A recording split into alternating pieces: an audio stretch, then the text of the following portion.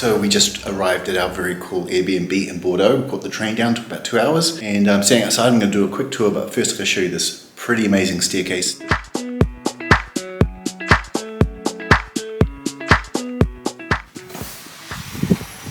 Okay, so we're inside, and we're greeted with like this very cool, what do you call this, like a bench? Yeah, bench? Yeah. Receptionary. Bonjour. Bonjour. And this is the place. It's they have beautiful flowers. We've just gone through the different maps. The owner's been extremely helpful and accommodating. And I'm going to go and open the door. Notice the sound's very quiet when I open the door. It's a bit noisy, but look at that view. That's our view. And a nice little eating area. So this is brilliant. This is very cool. And we've got like a kitchen area. I'm not sure we'll be doing much cooking, but you never know. There's a washing machine in there and dryer, and yeah, it's good. Fridge is tucked up back behind here. Fridge is tucked in there.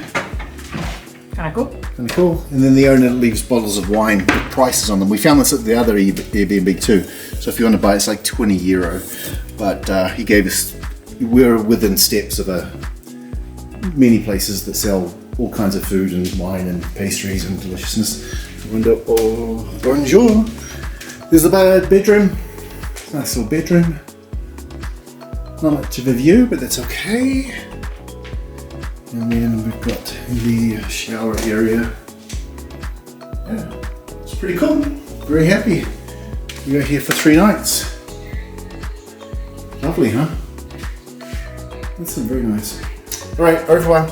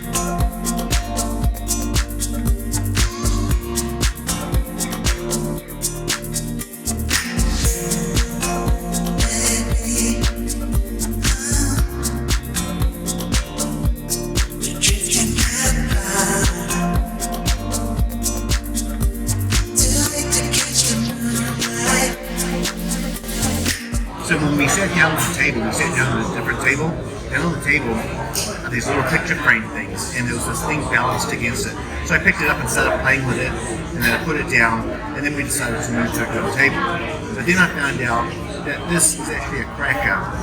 So I was playing with someone else's cracker over there, but what you do is you crack the cracker, and you dip it in the lentil hummus.